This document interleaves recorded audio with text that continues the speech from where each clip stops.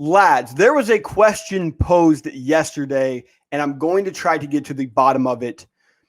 Is Eli Manning a Hall of Fame quarterback? My first reaction was just based off talent. I don't think he is.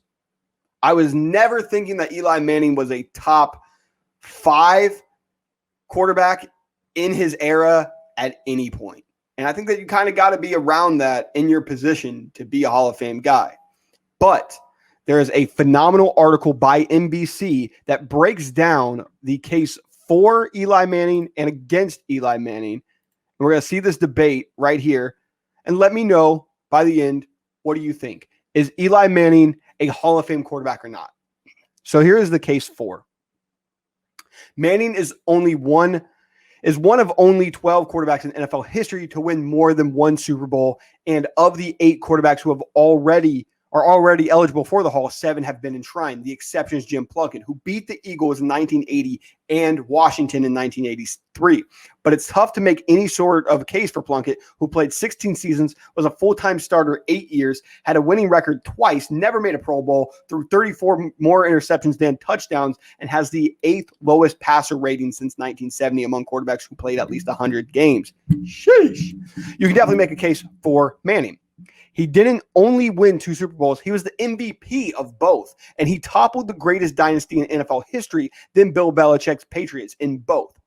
He's only one of 6 multiple Super Bowl MVPs in history.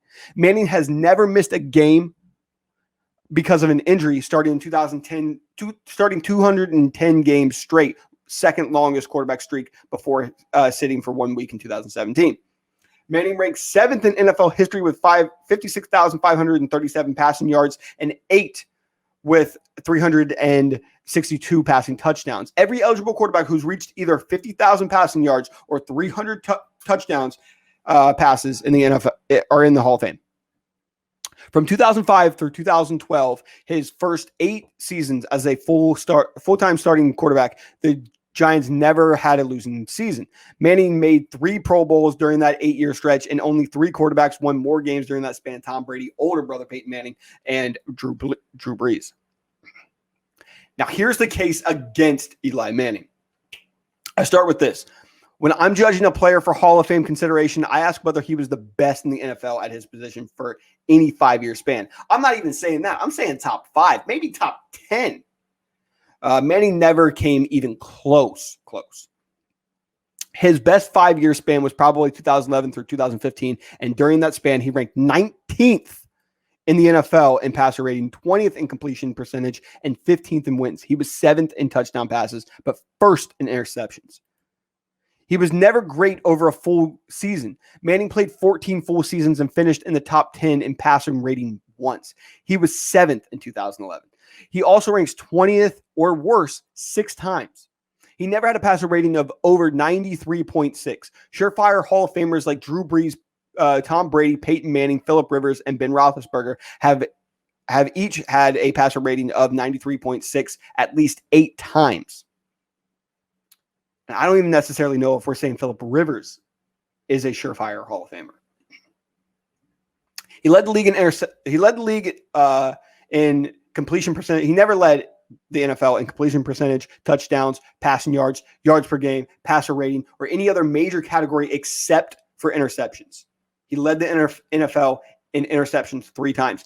That's kind of like saying for a point guard, you never led the league in anything but turnovers.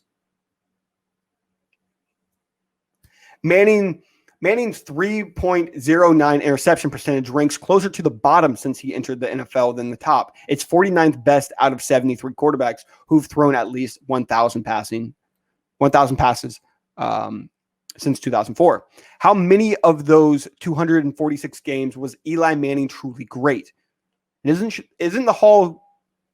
How many of those 246 games was Eli Manning truly great? And shouldn't the Hall of Fame be for those that are truly great? He has had 5 career games with 300 passing yards, 3 touchdown passes, and 0 interceptions. That's the same numbers as Jared Goff, who's played 206 fewer games. The verdict. On February 3rd, 2008 and February 5th, 2012, Eli Manning was the best quarterback in the world. for nearly all of the other 244 football Sundays since his career began. He not only wasn't the best quarterback in the league, he was remarkably average. He has a 500 career record and in 12 of the 14 seasons as a full-time starter, the Giants failed to make the playoffs, to win a playoff game, sorry.